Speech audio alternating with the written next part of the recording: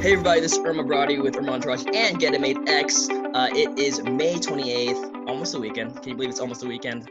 We've had so many Zoom events today, but I'm so glad to end things with a very special friend of mine. I've known him for about almost a full year now. He spoke for us a few times in the past, and it's always a pleasure to have him.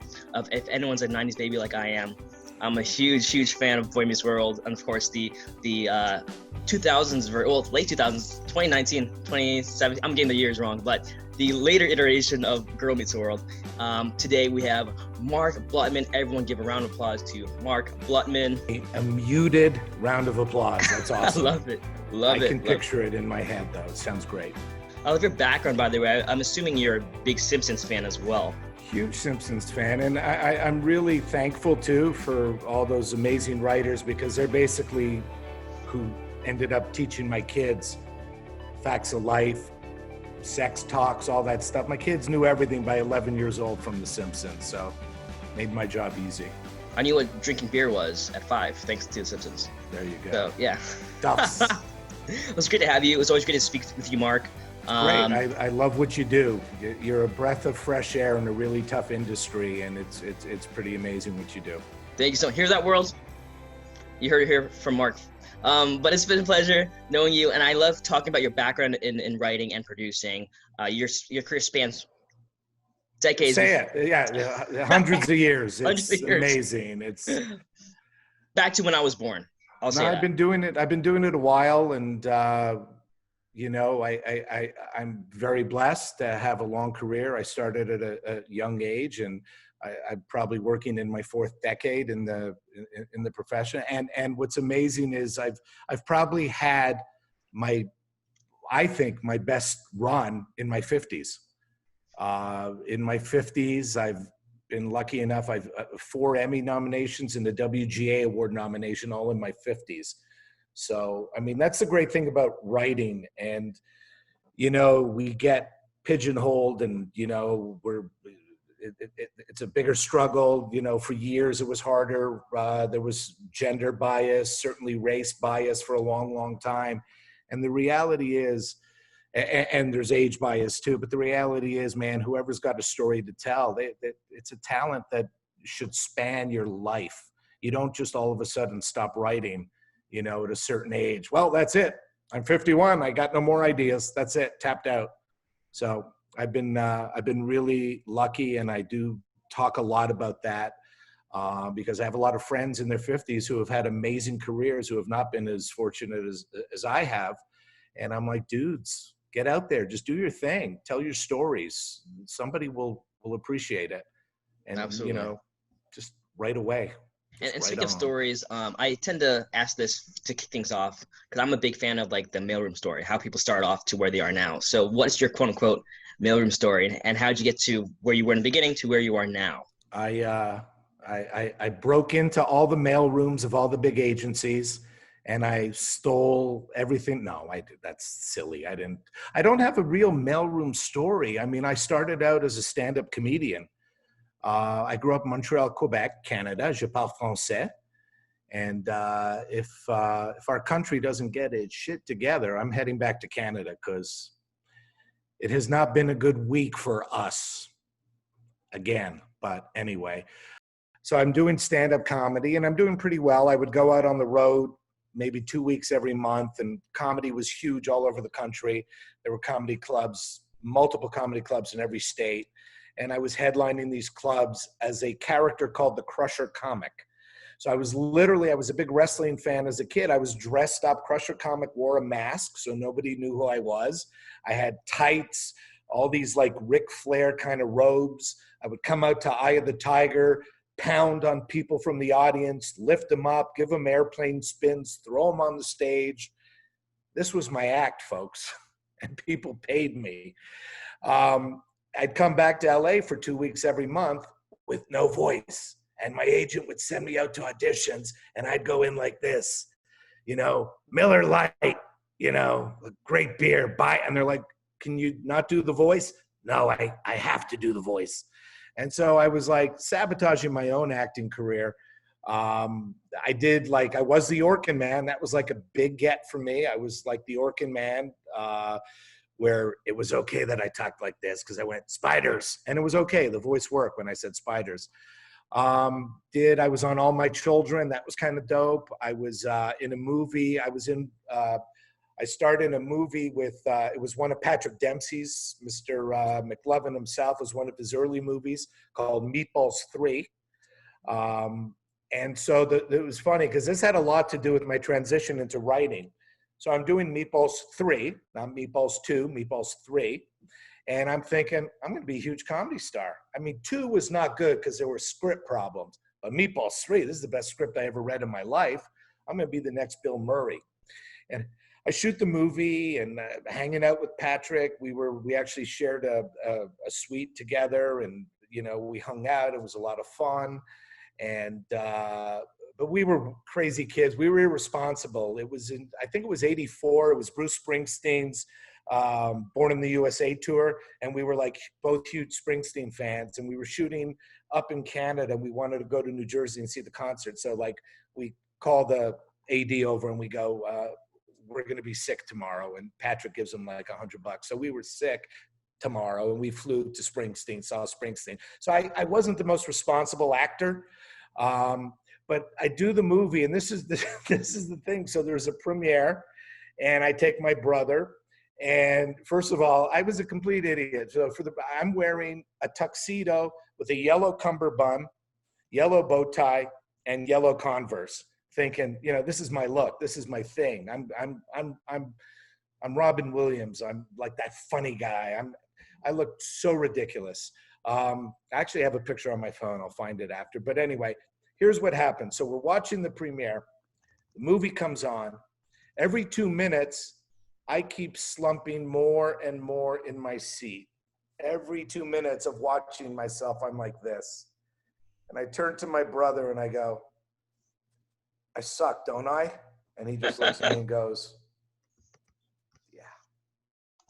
So that was it. I mean, that was pretty much it. I went, obviously I was decent enough to get parts, but I was not going to be, a huge success as an actor. I was definitely not, the second coming of, certainly I was no Clooney in a lot of ways. I was no De Niro. I was no anybody. I was barely even a me. And so I just said, I'm going to be a writer. I had all these stories in my head. And that's, the great thing about what we all do. And even when my kids were really small and I would go to their school to read, do like little reading things with the kids, I would talk to them about writing. And I said, you got all these ideas in your head, but don't be afraid of them. Because I remember when I was a kid in school at such a young age, you'd be asked by the teacher, write a composition about something. And if you had this crazy idea in your head about traveling to space and meeting somebody and setting up a store there and working there and whatever, like crazy, and aliens came in, you're afraid to share that because you think people are going to think you're nuts. And so I always, told people just whatever comes, like don't embrace the ideas you have, and don't be afraid of anything that's swimming around in your head. Because too many times, too many people, they're like, what's somebody going to buy? What's safe? What's the hot thing? What's everybody buying? And, I really believe in embracing, the beauty that is our brains that creates these, off the wall ideas. And one day I actually literally woke up from, I don't know if I was half asleep or I was dreaming it. I tell the story different a lot because I don't really remember exactly, but I did wake up with a story in my head.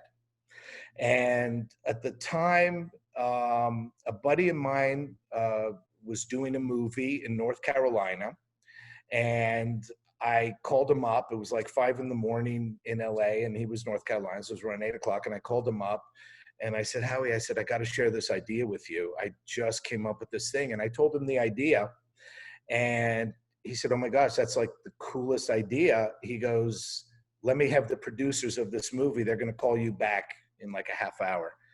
And so these guys call me back in a half hour, and Howie's like, Andy, Jeff, this is my friend Mark, Andy, Jeff, blah, blah, blah. Tell them the story.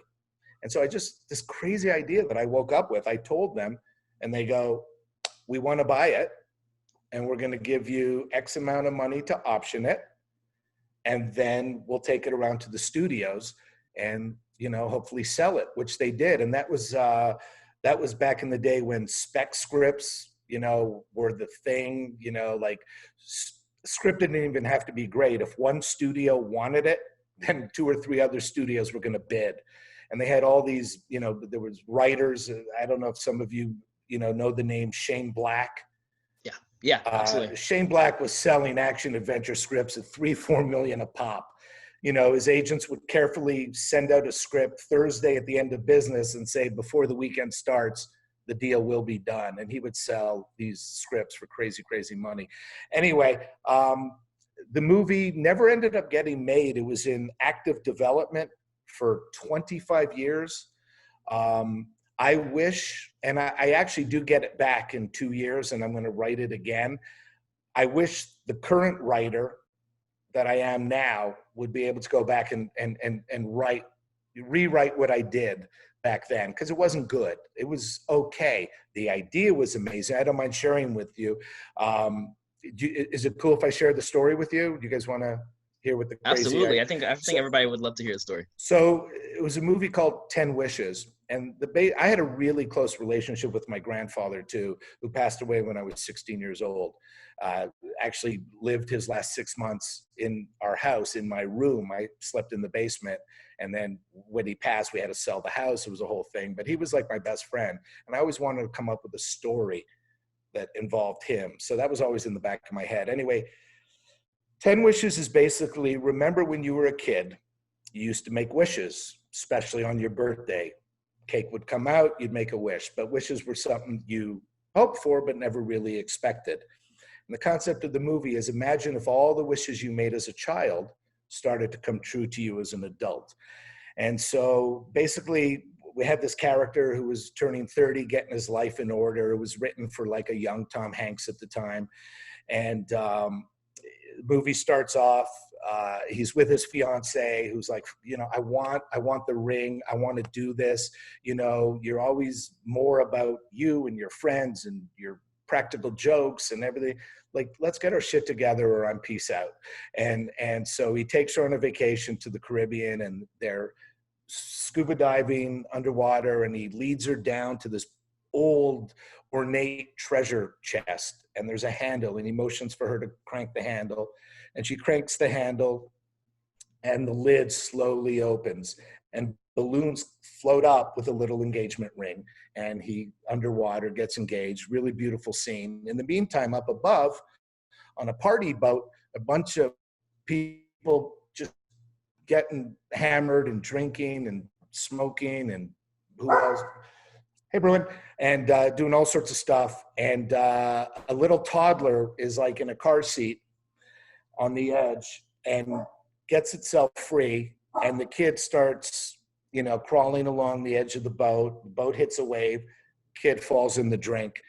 And, our character, the Tom Hanks character, Chaz, sees these little feet, and he swims up and heroically saves the baby. Cut to the boat, gives the baby back to the mother, and this strange gypsy woman, basically, I'm forgetting a lot of the details of how we did the wish fulfillment, but she basically says, thank you for saving my baby. I hope all your wishes, everything you wish as a child, comes to be as an adult. And I'm gonna walk and talk and open the door. I knew I'd be on dog, but this is nothing. No worries. This is nothing compared to what happened earlier. So you're good. So you're anyway, good. He goes back to his normal life. He's at work, and it's one of those, typical. Remember, this is in the 90s, 91. So it was like the old, you're ready for a promotion, Chaz, and you just got to get your stuff together, get your life together, stop with all these jokes, yada, yada, yada. And they're walking down the hallway, and they go into Chaz's office. He opens the door. M&Ms come cascading out. It's wall-to-wall, floor-to-ceiling M&Ms. And the boss is, of course, pissed at him. What are you doing? And he's like, this wasn't me. He's like, you and Frank down at the end of the hall, you guys with your jokes. He goes, this wasn't me. Anyway, I want to make it short. A couple more things happen, And he's taking a client out to Yankee Stadium to see a game and try and woo the client. And he ends up disappearing, Chaz, and he ends up on the field in center field and makes like a game-saving catch. So all these wonderful fantasy moments are happening, but he doesn't quite get it. Eventually there's a knock on the door. He opens the door and it's his grandpa. And that's when he knows, because his grandfather had been dead for, 10 years. And he remembered, oh my gosh, I wish when I was like 13 years old, I wish you would come back. You were like my best friend and I miss you so much and you're here and my wishes must be coming true. And all these things keep happening. More stuff keeps happening. And basically he has one wish left and he can't remember what it is. And it flashes back to like his 14th birthday party. And all the kids are there. It's at an outdoor, I want to take care of the dog and take care of Bruin. Okay. In a sec, Bruin. So anyway, all the kids are there and him and his brother are in a big fight. They're in this huge fight and the mother's getting frustrated and she brings out Chaz's cake and plops it down and says, just make your damn wish and blow out your damn candles. And he looks up at his brother, looks down at the cake and it cuts to the present. He remembered his last wish. He wished his brother was dead. So all these wishes are coming true, one every day, and him and his grandfather now have 24 hours to figure out how to undo the wish, save his brother, and all the other wishes come into play. He once wished he could fly, so they had to gather all the kids who are now adults, they had to gather up and bring and redo the birthday party and undo the wish by making another wish, but telling what the wish is, redoing that same wish. Anyway, that's the short of it. Ends up saving his brother's life. It was called 10 Wishes. It was the first thing I ever sold, and it just opened the door to my career and led to everything. And unfortunately never got made, got kind of ripped off a couple times by Disney, and Michael J. Fox had one at Universal. This is great. Talk about a crazy business. About 5 years while ours was in development, all of a sudden Michael J. Fox and Universal had one called 20 Wishes. So, but anyway, that was the first thing, and that led to TV. And my TV story of what started my career before Boy Meets World was kind of interesting in that I was read by some people at Sony TriStar who really like my stuff. And they said, we have a showrunner named Danny Jacobson.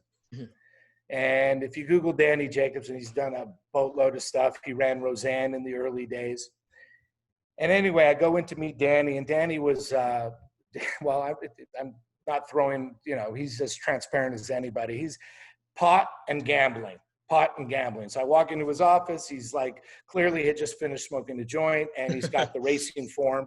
And he hands me 2 VHS tapes and goes, these are my 2 new series, whichever one you want to do. You've got it, whichever one you want. So I watch the tapes, and I fell in love with the first one I watched was a show called Good Advice, starring Shelley Long, who was just coming off of Cheers, and Treat Williams.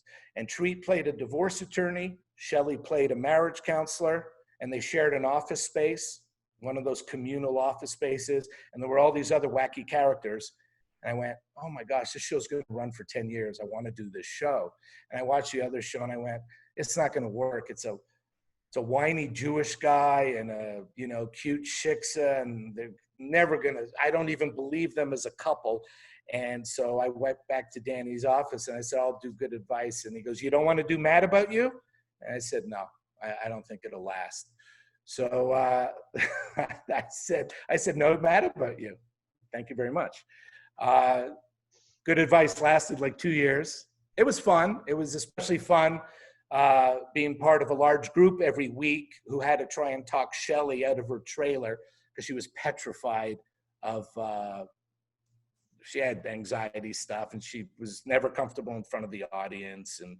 And so, but it was still a great experience. And it was a bit of a train wreck, but I met some amazing friends on that show because they kept bringing in other showrunners because Danny was Danny. And so one of the people I met was, who became a dear friend, is a writer named Daniel Palladino, who you guys all know from, he's married to Amy Sherman and they do Mrs. Maisel together. And that was, in fact, I was there on their very first date, was at that studio. It was the small Culver lot. And it was lunchtime, and Palladino said to me, Blutman, come to the commissary. Like a total 16-year-old, right? Yeah. I'm like, why? Well, because Yeah. I have a date, and I need you a few tables over if it's not going well, and you'll come over and say, hey, we have to get back to the office and write a script, whatever. But that was his first date with Amy Sherman, and the rest is history with them. So, and I met Jace Richdale, who ended up writing on The Simpsons for years. Just an Yeah, I know the amazing name. group of people. And then that led to Boy Meets World, which led to today. So I think, Erman, I mean, that's kind of a lot of the starting of it, but I'd Yeah. love to open it up. Yeah, for sure, absolutely. And thank you so much for reliving to going back to memory lane for us. It's great to hear you talk about people, and I'm like, oh, I know that name. So great stuff. Thank you so much. Yeah, of course. Up first, we have Chris K from the Bay, and then we have Andrew Belcher from Laredo, Texas. So let's go with Chris K first. Okay, thank you so much again, Mark and Erman and Matt, everybody for doing this. Thank you for coming back. Oh yeah, no problem. This is one of my dream Zooms here. So, and just quick disclaimer, I do have, everybody else knows this, I do have a 2-year-old and he just turned 4, so a 4-year-old. So please excuse the background noise. So wait, you have a 2-year-old and a 4-year-old, or you just don't know how old your 2-year-old really is? Well, actually, my 2-year-old just turned 27. No, I'm just playing. No, my 2-year-old daughter and my 4-year-old son. I'm just messing. So I was going to question, so it says, what I love about Boy Meets World and Girl Meets World is that you have created a world where characters grew up with the audience, or vice versa. So my question is, how did you pitch an idea like this that moves with the age of your target market and not based on the trends of the industry? Because in this case, you created your own trend or place in the market. Boy Meets World fans were fans of the show. Girl Meets World, because we grew up with the original show, so we're invested in the characters, Corey and Topanga, Sean, Eric, and so forth and so on, and we'll follow them forever no matter what you guys do with them. And so my question is, how did you go about like really pitching that idea, because they moved? Well, first of all, the great question. Let me be perfectly clear. Michael Jacobs created the franchise. I didn't create Boy Meets World. I ran the show. I started off as a co-producer, and then I ran it in the middle years. And then helped Michael run a couple other shows. But he created, and the man is a genius. Here's how the sequel, or the continuation, I said earlier before we started recording, although we were one of the first reboots, I don't even like using the word reboot, because it truly was a continuation of these characters and their lives. So what was really interesting is back when we were doing Boy Meets World, my agents used to be on me all the time. You got to write something else. You got to write something edgy. People think you're this soft family writer, and they don't even want to meet you.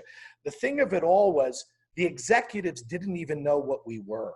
They lumped us in with Step by Step and Family Matters and all that, and we were not that. Okay, Boy Meets World, we did an episode called The Secret, where Corey shows up to his friend Sean's trailer park, knocks on the door. Sean opens up, and Corey sees in the background, in the hallway of the trailer, is a girl wrapped in a towel just coming out of it.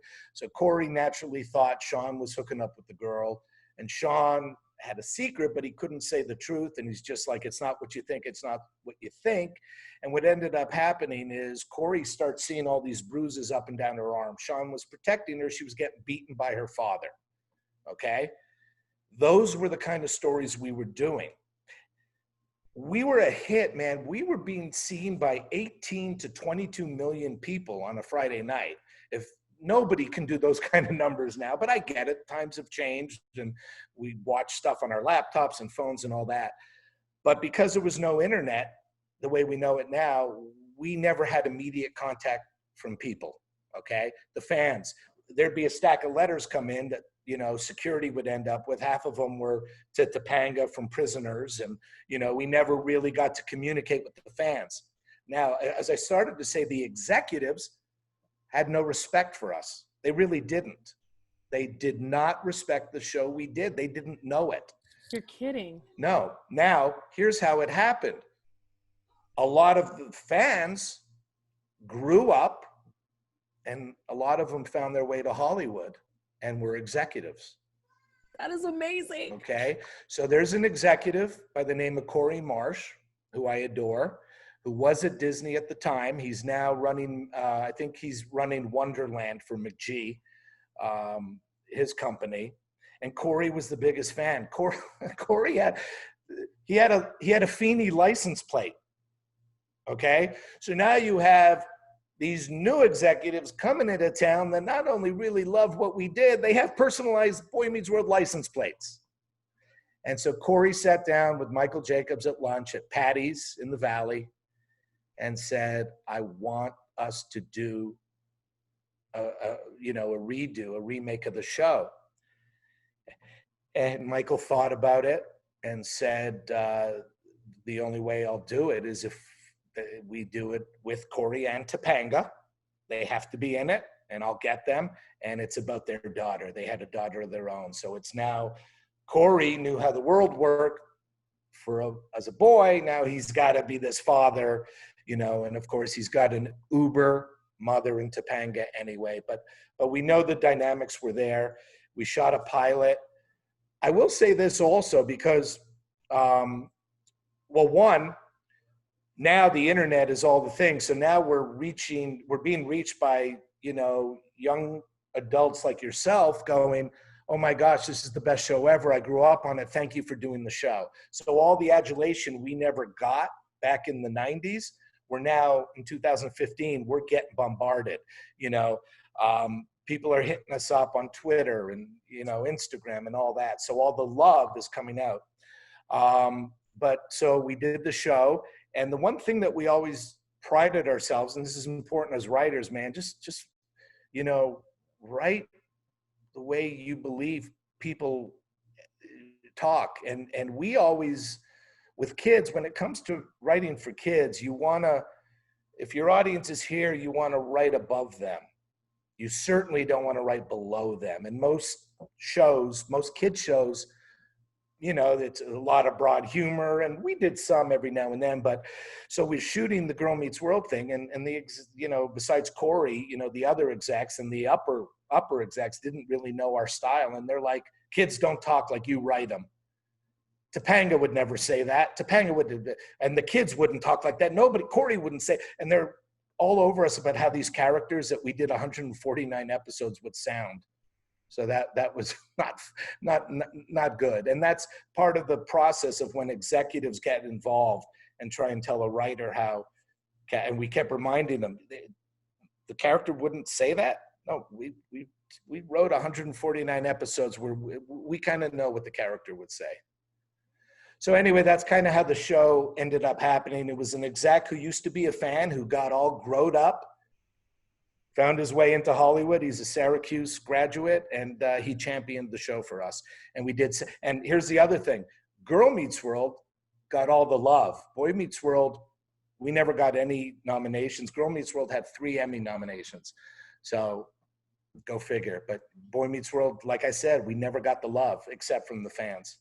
Do you mind me asking a B portion? Is that okay, Erman? Can just a B portion? Well, may I ask you wrote, so Boy Meets World, again, I grew up on it. I said I love both of them, by the way, and thank you for putting nuggets in it from the first one and carrying it over into the second one, by the way, for all of us older people. Now I'm telling my age. But let me ask you, you did write so many episodes for the original Boy Meets World, and then I noticed Girl Meets World was fairly short, and I was kind of heartbroken that it wasn't so many episodes like the original. May I ask, what was the change in that? That's the Disney model. They don't care. They're all about the fiscal. And so they normally do 3 seasons. The odd time they'll do 4. But what ends up happening is, and we were their biggest hit show by far. We were getting 5 million viewers during the heart of it. And we still ended up doing 76 episodes, which is a lot. But there would have had to have been, after 3 years, there's big bumps in salary. So the cost of making the show goes way up. And the Disney model is they just rerun stuff forever. And they don't really care about new content. They believe their audience doesn't care either, which is not true. so not respectful to their audience, but okay. Well, thank you so much for answering my question. This has been great. Of course. Thank you so much, Chris, and thank you so much for coming back. Up next, we have Andrew and then Michael. Andrew, you're up. Cool. Thank you. Hi, Mark. Hey, man. How you doing? Nice to meet you. Good. Nice to Thank meet you. I had a question concerning reboots. Now, I know with your experience with Boy Meets World, then Girl Meets World, and as well Ghostwriter, what kind of qualities do you typically look for when deciding whether or not to join that kind of project? Me as a writer producer, if I want to work on a show, is that the question? What makes me decide what I want to work on? You know, there was a time about it. Yeah, there was a time in my career where writing a kid show was a job. Then I had 2 kids, and then I got older, and I rediscovered the reason I do that is I'm passionate about it. And one of my strengths as well is in the casting process, finding young people who are very raw and then working with them on set and turning them into these amazing actors. So I love all that. I just love working with kids.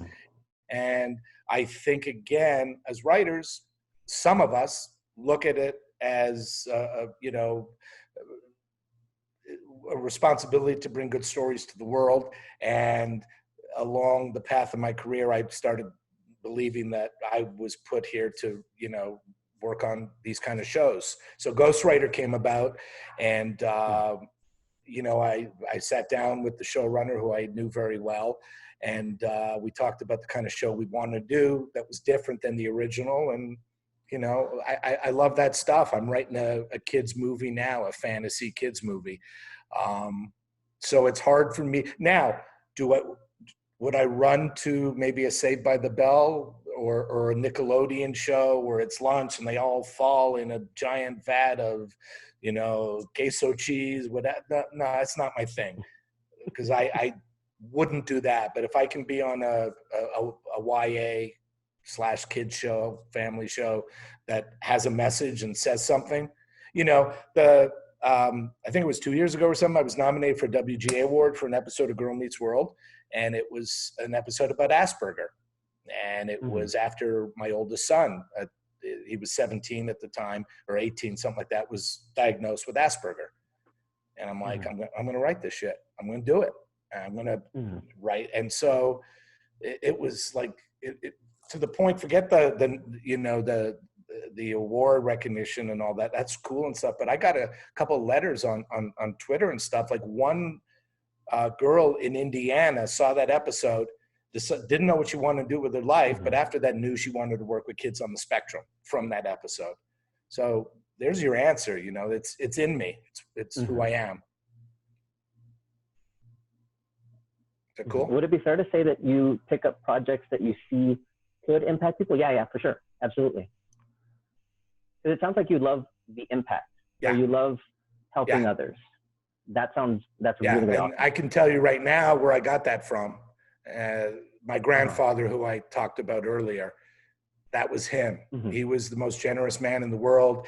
In Montreal, he was the first person to make it legal for blind people to bring service dogs into restaurants. He worked tirelessly for the Red Cross. He didn't care about himself. He cared about, everybody else. And I'm nowhere near the guy he was, but whatever I do have in here that enjoys, being generous and giving, it's from him. Grandpa Sam. Cool. Even if you're 1% like him, we still need more people like you. And him in the world. Thank you so much. Thank you. Appreciate that, Andrew. Thank you. Of course. Thank you, Andrew. Always good to see you here, sir. Up next, we have Michael, then Blake. Michael, can you hear us? Yes, I can. Awesome, dude. Good to see you, man. Okay. Thank you, Mark. Thank you, Erman, and everyone. Chris kind of instigated this question to me. I have so many. So I'm going to preface it by saying I have a day job as a professional educator for the last 41 years, but in that time, I graduated from Columbia College in Chicago, and I produced cable access and directed cable access TVs and run video clubs and trained children on how to be writer, producer, directors. Here's my question. For the new writer, for what should we really pay attention to what the industry gurus say, which is you need 5 segments and what must have A story, B story, C story, A story, B story, C story? Or do you just go and say, look, here's my story. This is what I want, because it's about Chicago Ed, trying to get into the Chicago franchise. I've worked in Chicago schools. What do you think about just sticking to your guns and this is my story to tell, or, well, I need to pay attention and write it in the formulaic, with the Law and Order, with the gling gling, and the murder victim and the court and everything. I'm really in kind of a limbo here. Okay. I got you. I'm the right person to ask or the wrong person. Depends how you want to look at it. I don't believe there are rules. I don't believe in rules. I know there are basic structure, and when I started, what was the guy? Robert Mackey, maybe? Was that the guy, the writing book? Robert McKee or something. I forget. I read Robert that McKee. stuff. McKee. Yeah, Robert McKee. Yeah. I read it when I started, all that stuff. But I believe that listen, at the end of the day, there are certain things your script has to have. And that's compelling story and compelling characters. If you're winning on the page with that, then all these agents and managers and gurus, as you call them, not going to say, loved it, but where's your A, B, and C story? If your characters are flat and your story's not compelling, then that's an easy default thing to say. I don't do anything, well, it's hard to say anything. There's some things I follow suit, obviously. If we're doing an episode of Girl or Boy Meets World, we generally had an A and B story. We just did. But as far as you as an artist creating and putting your work out there, just kick ass. And that's my belief. Again, like I said, I could be the wrong guy to ask or the right guy to ask. But as long as the characters are good and the story tells and it's compelling, you do you. Thank you. That's very reinforcing, because I sort of write going back to the Quinn Martin style of fusion. Oh, that you can't do. No, I'm kidding. Act 1, Act 2, Act 3, Act 4. Bang! Hit you in the face, and in Act 1, you're going to get a story. Act 2, you're going to get a story. Act 3 connects to story 1, and Act 4 connects to story 2, and pow, pow, pow, and come back next week for the conclusion, which there never will be. I will say this. I follow so many of you on Twitter, and boy, if I had Twitter when I was starting out, I'd be 10 times as successful, because there's so much good advice on there. I'm saying that tongue in cheek. Everybody has answers on Twitter, and I don't believe nobody has the answers. I don't even have the answers. Like, I'm just telling you me, but I was looking for reassurance, and thank you for providing that. I'm going to stick to my guns and write my story. Write your story. Can't go wrong with your story, man. Thank you. Thank you, Michael. Always good to see you here, sir. Up next, we have Blake and then Andrea. Blake, you're up. Hi. Nice to meet you. So when you were a kid, where did you end up finding Michael Lawrence's email address to SNL, where you guys submitted those scripts or like your skits to him? Like, how did you come across it? Like, I feel like his email is pretty hard to find. Hang on one sec. Oh, there. Okay, there. It's back. How did we find Lorne Michael's office? Or his email or address? Well, there was no email. An address. I mean, it was at 30 Rock. Everybody knew where Saturday Night Live was. I will tell you this, Blake. Nowadays, with the internet and the search engine, the good old Google, you can find out anybody's anything. I think the resources you guys have now are incredible. I mean, IMDb Pro tells you who everybody's representation is lawyer to agent to, manager. So back then, to answer your question, that was easy. Saturday Night Live, everybody knew it was 30 Rock. So there was no mystery. But today, there's no secrets. It's just, you can find out anything. You're right. And my next question is, before you started writing Boy Meets World, or how did you come across that idea, and what spurred you to keep writing upon it? Or did you have a couple episodes written before you sent it off, or? No. So again, Michael Jacobs created Boy Meets World. They wanted to hire me on year one when they started. I did Good Advice instead, the Shelley Long thing. Then that got, canceled. Then my agents at the time contacted Michael and said, Mark's available. I went back in and I was unsure because, again, remember I answered earlier, I didn't have the passion for kids stuff. I just had the passion to be a writer. And the first year of Boy Meets World was very different than years 2, 3, and 4 and so on. It was very soft. And truth be told, I wasn't the hugest fan of year one, but in the meeting, they told me their plans, and we television cheated. We had Corey skip 2 grades and left middle school and ended up in junior high. And of course, Feeney followed him. And we brought in, kind of the classic sitcom thugs, Harley, Frankie, and Joey.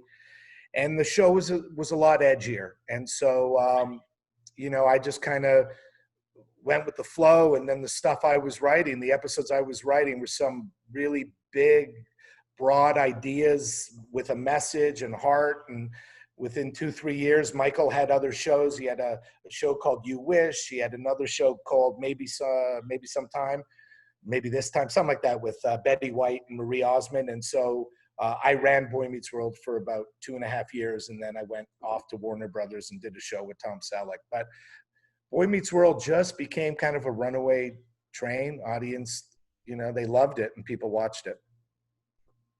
Did you find it harder to keep writing as you progress throughout the seasons? Or No, it gets easier. Easier? Yeah. You have about 6 to 8 weeks of pre-production where we sit around, all the writers and producers, and we kind of map out the broad strokes of where we want to go. And with Boy Meets World, we always know if we got stuck, we could just break up Corey and Topanga again, because that's all we did. Break them up, get them back together. Thank you. You got it. Thank you so much, Blake. Up next, we have Andrea. Andrea, are you here? Yes. Awesome. How are you doing? Good. How are you? And how are you, Mark? I'm well. Nice to meet you. Nice to meet you. So you mentioned Grandpa Sam, and that kind of reminded me of, very much so, a project that I did was to commemorate my grandma. And I think from that reason, I was inspired, I guess unfortunately, but fortunately, by the fact that her grandchildren, I just didn't feel that they respected her, gave her the time, were always on their phone. It was always more important to be, in your face with what's right now, what's instant. And right. So that project was, to honor your family history and to really listen and appreciate the stories. So I guess my question is, since I feel that technology has really, in a way helped the industry, but also I feel like it's hindering it with human connection. Sure. How do you feel that just in that sense, that will change? Just being on set, or just, working, and I guess what you could say, I don't know if in meetings they always say, hey, put your phone away. It's absolutely no. I know I've been on a few sets where we all have to check in phones, not only for content and liability reasons, but also because some directors say it's an annoyance. It ruins production. It takes up too much time if there's even a buzz. So I guess what's your experience with technology with the film industry? Well, the first way I'll answer that, it's a great question.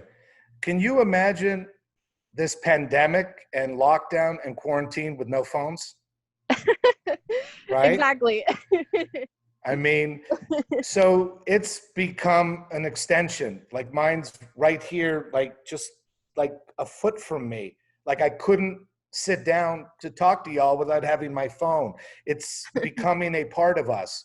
Now, I think, I'm not going to soapbox. It's got a lot of good. It's got a lot of bad. Again, we saw some of the bad earlier with the first, when we tried to start this and we got Zoom bombed, et cetera, et cetera. We did an early episode of Girl Meets World. It's kind of cool, and you should, find it.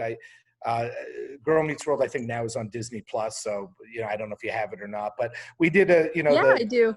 Yeah. So we did I forget the name of the episode, but it was in year one where everyone in the class had to give their phones back because everyone was sitting in class doing that.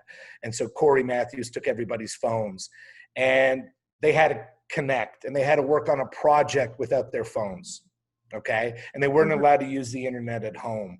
And the show took place in New York. And there was a great scene where the academic character, Farkle, the nerd or whatever, who was the son of Minkus from Boy Meets World, which we came to find out in, the middle of Girl Meets World. Anyway, they went to the New York Public Library, and the first beat was pulling a book out and blowing on it and dust flying everywhere. I mean, we really, and the librarian who was like 90 years old, who had been there forever, yelling at them, shh, and they're like, we're the only ones in here. And so we did this whole thing about you have to disconnect to connect. Oh, I love that. So, yeah. And so I think while having the ability to learn about a man like George Floyd, to learn about him through our phones is both sad and powerful. And what it tells me, and I'm, not the smartest person in any room I walk into, but how many George Floyds were there before phones? Right? You know what I'm saying? So it's such a vital tool. As far as in the writer's room to kind of, go in that direction, Michael Jacobs is a phone addict. So then we all felt comfortable around the table with our phones. He would check his stocks every 6 minutes. So we would, wow. Any writer's room you're in, you're a product of your showrunner. So when he was running Boy or when he ran Girl, he's a phone guy. So we were phone people. Again, doing kids shows, well, the kids, every time, director yells, cut, out come the phones, and True. so, but they're 14 years old, 12 years old, 13, whatever. So in answer to your question, and I don't know if I've answered it, I think it's both a blessing and a curse, the phone, the whole phone thing. And, it's also, if I'm sitting in a writer's room and we're stuck on something and we're like, no, we need something from 1972. What was like the big cultural, the big poppy thing? What was in the zeitgeist in 72? You just go 72 top trends. Oh, I got a pitch. You know what I'm saying? So exactly. So it's a good thing. Wow, I think you answered it perfectly, and just seeing both perspectives. And I really love we have to disconnect in order to connect. So yeah, it's just an interesting, I guess you could say, transition to see. I mean, when I was younger, I think my first job, I was babysitting, and I was babysitting a 5-year-old who had a phone and an iPad to themselves. It was theirs. And I was just like, what is turning into the world? Why does a 5-year-old need a phone and an iPad on top of it? Yeah. Well, again, as parents, you look for the quick, hypnotic fix to babysit. So when my kids were small, we would just put on Barney videos or Teletubbies videos. And that was my favorite. I'm sorry. Oh, Barney was okay. Teletubbies, no bueno. But so that was the babysitter then. And as we evolve technology-wise, parents are still going to search for, babysitters. So that's true. It's an iPad. Cool. I hope Sorry. Yeah. Oh, sorry. Like the Coca-Cola back in the day, right? Now it's Yeah, like the modern Coca-Cola. Exactly. Exactly. Thank Cool. you so very much. I really appreciate it. And thank you for being here. Of course. Thank you. We're gonna bring it back to Michael, who has another question, and then I have a question for you, Mark. So we're gonna bring it back to Michael first, then me. I want to know from Mark, do you have a preference of the fast lightning speed of TV? Come on, let's get in, turn on the lights, put the actor up there, say your lines, next scene. Or do you like the slow, methodical cinematography of film?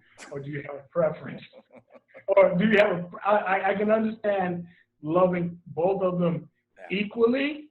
So I've done a fair amount of movies too, and been on the set directing a movie where it is much slower, and you have 45 minutes between setups where you can kind of envision and plan out your shots, and it becomes all that. But what I love about TV is we write an episode. 2 weeks later, there's a table read. They read it. And then it goes right to the stage, and then it's on the air sometimes 3 weeks later after we film it. So I love that immediacy, that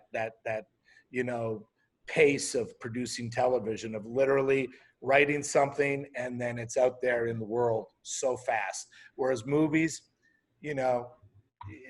from writing to screen could be anywhere from 2 to 5 years, depending. Yeah. So I love TV. I really dig TV. I go to a lot of these Chicago meetups, and I find myself in conflicts. I have a little thing that I say. A horse is a mammal, a cow is a mammal, and a whale is a mammal.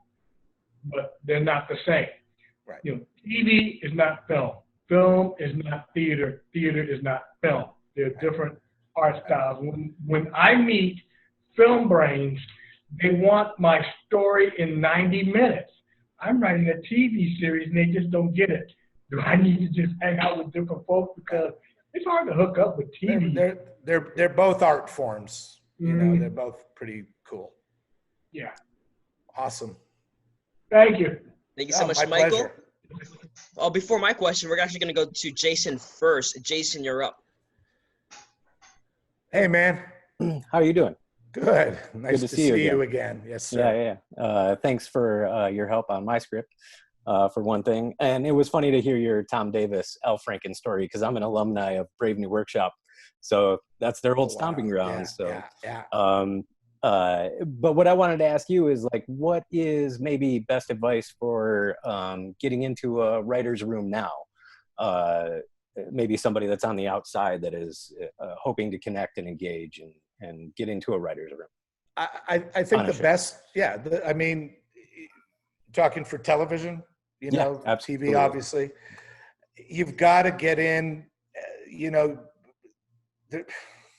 there's no real answer. Right. A lot of people, and it depends who the creative auspices are of the show. So for us, and me, I always like ascending people from within. So if you're a PA, an office PA on a show that I'm involved with, or Michael, or the other guys that I've worked with a lot, Matt Nelson and Jeff Manel, they're original Boy Meets World OGs, and also Girl. We love to ascend people. So if you're an office PA, and you eventually, here's my advice. Make sure on the first day you don't tell the showrunner, I have a script. Maybe not the first day. Right. But you just want to be in that world, and that'll eventually, get you access to the room if you're meant to be there. Uh-huh. So my best advice really is tracking, and again, through deadline and everything, there's no secrets. Find the shows that are picked up to pilot, track them, and when between the time that they are shot as a pilot till they're picked up, you have a large window to find out who the line producer was, mm-hmm. and inundate them and go, hey, I know you don't have your pickup yet, but listen, man, I'm real hungry, and I'm real good at what I do, and Right. I want to, you know, be a stage PA or be a way. You just want to get in the world. Yeah. Right. Great. So, you know, Perfect. again, you guys all have everything is trackable, you know, Right. and if you're in the WGA, then there's, you know, the platform, the staffing platform, but Deadline announces everything every 10 minutes. Okay. Great. So there's Yeah. there's no excuse to not know what pilots are being picked up. All right. Cool. Thank you. My pleasure. Good to have you here, Jason. Thank you so much. I have a comedy question for you, Mark.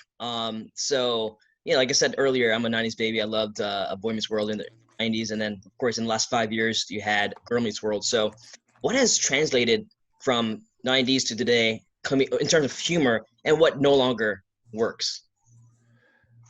Well, you know, what doesn't work are the classic bully stories. We're way past that. We have to, if you want to tell that story of conflict and you want to tell it from a point of view of conflict resolution, you want to teach young kids about conflict resolution. We did a bully episode of Girl Meets World where Riley was getting cyberbullied, and in school, and we never showed the bully. We made a choice, a creative choice, that we're not going to cast the bully. It's going to be all off camera. And every time Riley, you know, had moments with the bully, she was never on camera. And then at the end, she did a whole monologue to the bully about how small you are. And the whole metaphor is so small that we don't even see you. So if you're going to do stories like that, we've evolved, you know, I mean, we have to, that kind of behavior still exists, but we have to tell that story in a new way. You know, we were ahead of the curve. Listen, I'm going to pat myself on the back. We were ahead of the curve, I believe. I'm sure we made mistakes along the way, but with gender empowerment, Topanga was a feast, a beast, a fierce warrior at 12, 13 years old. She was the strongest character on that show, you know? So, you know, other things that you know, you still just want to tell stories that touch somebody's heart, that helps them. You know, again, as far as being ahead of the curve, and I was responsible for this, and I'm real proud of it. We had one of the first interracial teenage love stories on television. And we never, I don't know if it was right or wrong, but we chose, it was our choice, never mentioned it. It was never mentioned. It was never, you know, well, you got to come meet my parents and, you know, guess who's coming to dinner. It was none of that. Like, it was like, here's two teenagers that really dig each other. And for those of you that, if any of you remember the episode, it was the coolest episode in that he fell in love. Somebody lost a purse. It was Angela's purse, but Sean fell in love with all the items in the purse because they were all things he loved. There was poetry in there, his favorite lip gloss. There's some shallow stuff, but, you know, I don't remember details, and he had to find the woman whose purse it was, and he found Angela, and it was never a question. It was never you know, it was just fantastic. So I hope that we just, as storytellers, we just keep evolving and, you know, just try and, you know, we do, listen, I don't have answers, and I try, and I know what's in my heart, and I know my kids and all that, but we need to do better as storytellers to slowly, we're always going to have people jumping on here acting all crazy and shit like that, but we just got to do better, you know? So did I answer your question at all? Oh, no, definitely, 100%. Thank you so much for that. Appreciate it. Yeah. And actually, if you have time for another question, we Of do course. have, so Chris K wants to ask another question. So Chris, you're up. Okay, so you brought up something awesome. By the way, I love that episode with the lip gloss that was in Angela's purse and the poetry. I also remember that was a great little nugget. Yeah. There was a CD also. There was a music CD, 4 seasons, Vivaldi's 4 seasons. Yeah. All those great little nuggets that were little things that, so sorry, that we're coming back to. Guys, please. That we come back to in Girl Meets World. And I just mentioned the lip gloss for a reason, because when Sean meets up with Maya's mother, she has lip gloss in her purse. And it was a whole thing about what's in her purse in Girl Meets World, kind of going back to Boy Meets World. So I was going to ask you, how do you pick those little breadcrumbs? How do you know which breadcrumbs are important in a character's story arc if you're going to continue the story generational? I know that's such a dope. It's such a dope question, because it's not 5 years later. Literally, it's 17 years later. It's millions of years. It's millions of years. It's a new universe. And the challenge is exactly, you still have to throw a nugget out there for the BMW fans, but you also can't alienate the new fans and make them sit there and go, huh? And I'll give you, and I'm not normally like this. I don't know why I'm doing this today, but there was one that I was responsible for that makes me cry and made me cry on set the whole fucking time. Pardon my language. We did an episode where we brought back Will Friedle, Eric Matthews, and he was running for governor, councilman or something. And there was a journalist following him, following the election. And Eric kept sensing that he knew it was Tommy. Mm-hmm. So for those of you who don't know, one of the classic, it's just my heart right now. I'm gonna cry. Wow. It's just because that's what I do. And that's when you know you hit it out of the park, when you just can't control your own. So there was a 3 or 4 episode arc of Boy Meets World where Eric was a big brother to a little kid named Tommy, cutest little kid. And Eric wanted to, at the end, when he had to go back, Eric wanted to adopt him. He wanted to, go to the social service worker. I'm going to be you're Eric Matthews. You can't be a dad. He loved this kid, and the kid loved him. And the kid was, crying, I don't want to go, Eric. Why are they taking me away? And he had to have this really emotional talk with this little kid, Tommy. And it was just a great arc. And then when we were 17 years later breaking that episode of Girl Meets World where he was running, it just hit me in the middle of the writer's room. And I just said, Michael, I got fucking gold here. Here's a nugget. Let Tommy be a journalist covering Eric. And so proud of him, how he's grown up and is running for office. And they had this it was one of the most incredible reunions. And the audience, if you didn't know, we made it. Actually, we showed a flashback in that episode. We did show a flashback to educate the audience who didn't know. We showed the moment from Boy Meets World. But you, for the most part, connected the dots, I think, throughout Girl Meets World. I'm sorry, I didn't mean to cut you off. No, you're not at all. I'm such a fan. So it's like, I'm right there with you. Like, I'm like Ben Savage here with the hands. Like, I'm excited. So it's cool. Like, it's like, you always did well with connecting all the breadcrumbs and everything. Because, it truly was a continuation. And, we bend the rules a little bit. What? Feeney could marry Sean and Maya's mom? He's an ordained minister? It's Feeney. You buy it. So. Thank you. Thank you. Thank you Any so others? much. Thank you so much, Chris. Anyone else want to ask a question? Hey, Brian. Hey, buddy. Hey, Mark. Hey, Brian. How are you? Good. I had a prior thing, so sorry. I was kind of in and out on this. So if something like this got asked already, I'm so sorry. So I just want to ask, so I'm a disabled veteran. We've got a lot of diversity here, of course, too. Does that come in conversations in front of, behind the camera?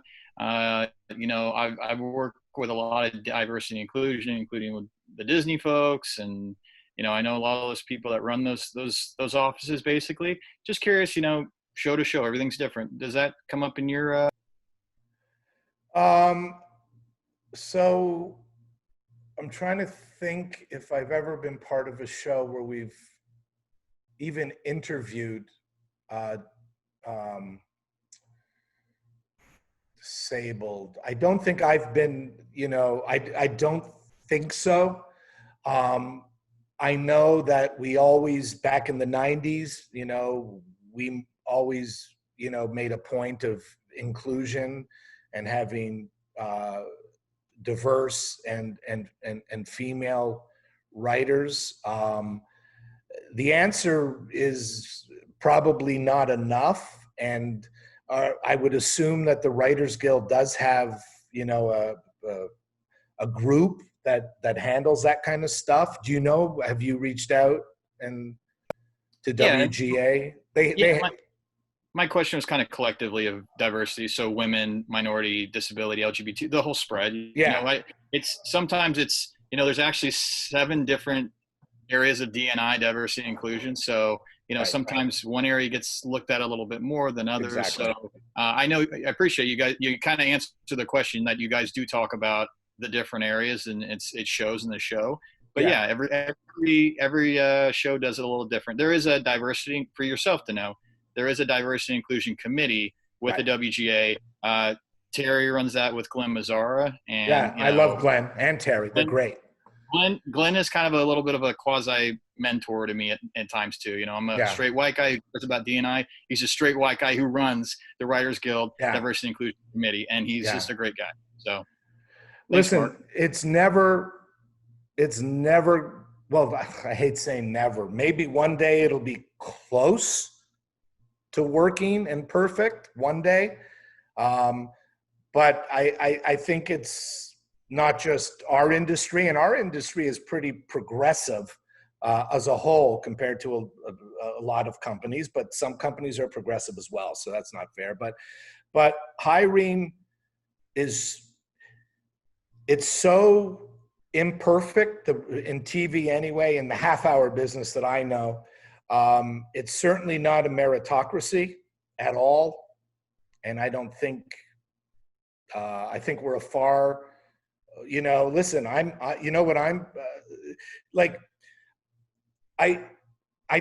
don't have the answer. Like, sometimes I think it should be a meritocracy, and agents should rip the title page off, assign the script a number, the script gets submitted with a number. Then the showrunner reads and then say, I want number 17, number 204, but that doesn't work because, like, as an example, I don't hire based off the script. The script I read after. I meet first. I'm not a huge fan of spec scripts. I know people are getting away from spec scripts now, but if somebody hands me a Modern Family and I go, this is a great you do a great Steve Levitan, fantastic,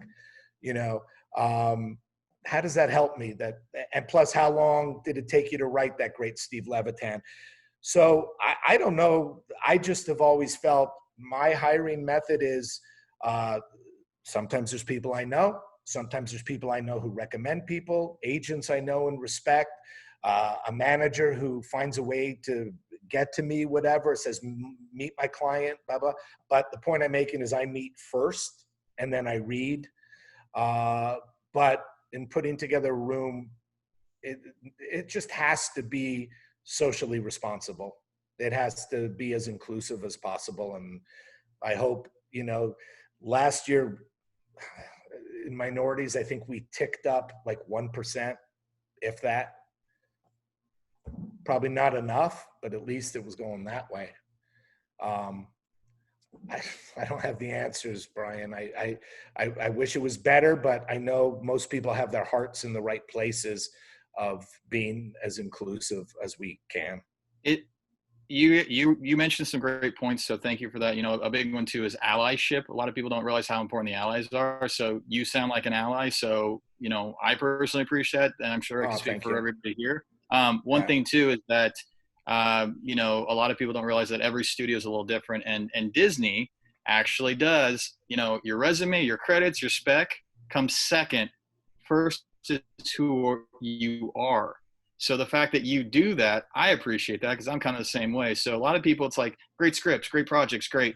But are you a good person? Are you a good person first? Right. So the fact that you're like that, I actually appreciate that more than anything. Yeah. Well, at the end of the day, if I'm putting a room together and I'm talking to somebody for a half hour, and it doesn't matter how good their script is, if they don't get me, if they're not finding my style, my voice, because I have a loud, gruff voice, if it's intimidating and they're put off by then it's not going to be a good fit. So to me, it's about the mesh of personalities first, and then, the script after. And we never know what the script's anyway. Like, you get a original pilot. Oh, this is really dope.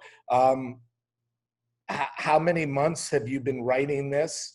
And how many friends helped you? Not that that's bad, but the point is, sometimes you're in the throes of a season and you need a draft turned into you in 3 days, because you're stuck. So the point is, it's a really inexact science, the whole hiring process. It's tough.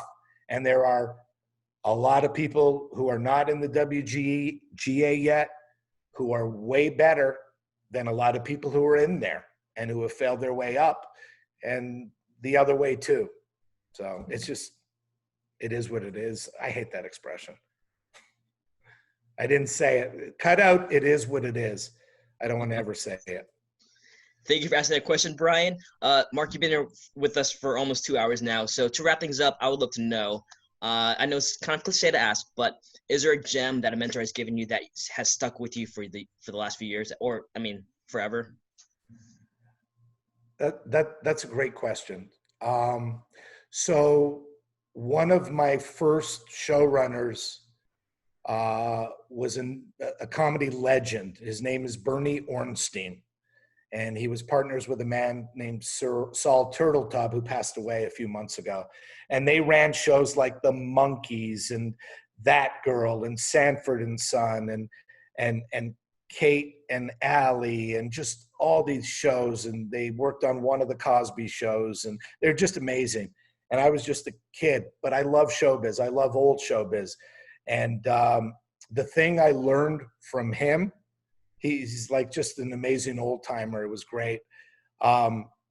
This is going to be, but it's true. He told me, learn everybody's name. Everybody. When you walk on the set and you want a sandwich, Glenn or Sarah, hi, how's your day been? Do you mind? Can I get something to eat? Because too many showrunners walk on that set and they're like, hey, how you doing? Can I learn everybody's name? It's that simple. And then, can I share one more story that I actually told this morning on a podcast that's relevant to your question, Yes, Erman? please. And I Yes, promise please. it's a quick one. Oh, yes, please. So one of my first jobs, I was doing a show called Grown Ups on an old network called UPN. And it was with Jaleel White, Post Family Matters. And we did 26 episodes. It was a bit of a train wreck. We had 5 or 6 showrunners came in. Every 3 episodes, somebody would come in and get fired. There was one guy sitting there shaking one day in the middle of it. And he's like, I was in Vietnam and this is worse. I mean, it was just a horrible experience. But anyway, here's the story. One day we come in the writer's room, and there's a fella who's sitting in the back of the room on the couch. And he gets introduced to us. We're all like, who's this guy? And he's introduced to us. His name is Van. And he's an unpaid intern. They said he's an unpaid intern.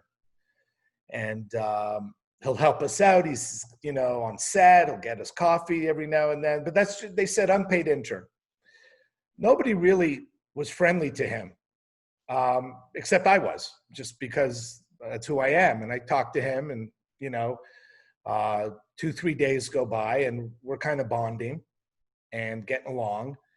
And at the end of the day, I'm walking to my car. This was at the small Culver lot. And there's, a steep driveway. And I'm approaching the driveway, and this completely decked out Range Rover with all like tricked out wheels comes up. And behind the wheel is the unpaid intern. And I'm like, unpaid intern, my ass. The next morning he shows up. I go, Van, let's take a walk. I go, let's have some coffee. I said, I'll pay for the coffee because you obviously, as an unpaid intern, you have no money in your pockets. Coffee's on me. And he started laughing. I go, I saw your car. I go, so what's your deal and stuff? So Van was from the DC area, and he was an accomplished author. He's an African-American, and that's the audience that he mostly writes for. He's had about 6 huge best-selling books. And we maintained a friendship over the years. And just, we love each other. And, just nobody knew. And he's a very humble guy. It turned out his best friend was Dave Chappelle. He never told anybody. He has his own charter school that he built in the DC area, all this stuff. And he's just this quiet, humble guy, but we bonded. And about 4 months ago, he calls me up and he goes, hey, Mark, he says, I know it's last minute. I don't know if you're in Vegas or LA. Can you come to my house? I got a big thing going on. There's going to be a lot of people here. I got a big thing going on and I want you to be part of it. And I go, I'm in Connecticut, man. I'm doing a gig here on the East Coast. I could be there in an hour. And I went to Van's house, his gigantic house in Potomac, Maryland. And there were all these people there.